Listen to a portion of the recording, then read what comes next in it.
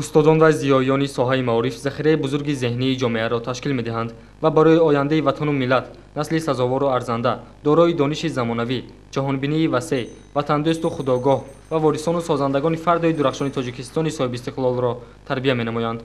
طبق نظامنامه وزارت معارف و علم جمهوری تاجیکستان، اینچنین فرمایش مدیر شعبه معارف شهر ترسونزاده در مؤسسه تحصیلات میانه عمومی رقم 4 جمعیت دهاتی پخت‌آباد آزمون منطقوی آموزگار سال تاجیکستان برگزار گردید. شرط‌های آزمون منطقوی معلم سال چنین بود: معرفی تجربه کاری، گذاشتن درس در حجم 1 ساعت با خوانندگان، گذراندن ساعت تربیوی، دایر نمودن مجلس پدر و مادران، جواب درست دادن به 10 سوال، کار با کامپیوتر و حسابات فعالیت ایجادی. از روی شرط‌های ذکر گردیده 6 داوطلب از مؤسسه‌های تعلیمی حدود جماعت‌های دهاتی رباط، پخت‌آباد و رگر برای راهخط گرفتن و دور آزمون شهری فعالانه اشتراک نمودند. کارمند شعبه معارف شهر ترسونزاده تاجعلی خلمتوف دایره رفتی آزمون مذکور چنین ابراز نظر نمود: من امروز آزمون معلم سال 2017 برگزار گردیده است.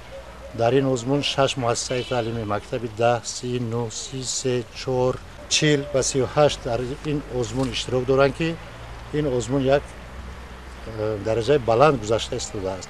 مقصد این آزمون اساساً آموزگار بهترین آموزگار حاضرجواب را معین کردن. این دور یکم می باشد، حالی دور دوم است، با سوم هست که منطقوی می شود، بعد جمهوریوی چهارم دورش هست که ما همین یک آموزگاری بهترین را معین نموده در همین آزمون منطقوی برآورده آبروی همین شهر ترسونزاده خودمان رو بلند برداریم. در این آزمون اساساً از 6 شرط عبارت است که این شرط ها هم سوال های پداگوژی، هم سوال های سیاسی، هم درجه معلومات نوکی آموزگاران، هم متدیکای اسلوب درس ها، متدیکای تعلیمی نو در بر میگیرد که این آزمون در اساس نقشه کاری سالانه شعبه معارف شهر ترسونزاده گذرانده شده است.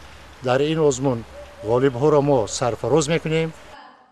در آزمون مذکور آموزگار مؤسسه تحصیلات میانه عمومی رقم 4 جمعیت دهاتی پخت‌آباد شرافت همراهی و آموزگار مؤسسه تعلیمی رقم 40 جمعیت رگر عبدالحمید کریموف جای یکم را اشغال نمودند و حقوق پیدا کردند که در آزمون شهری آموزگاری سال تاجیکستان اشتراک نمایند.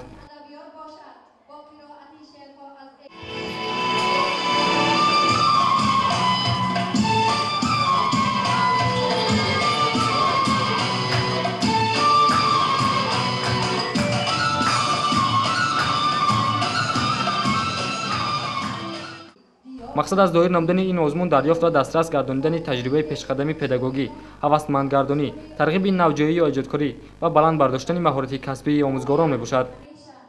گزارش دلاور رشیدوف، دلمراد شریفوف برای برنامه اطلاعاتی خبر.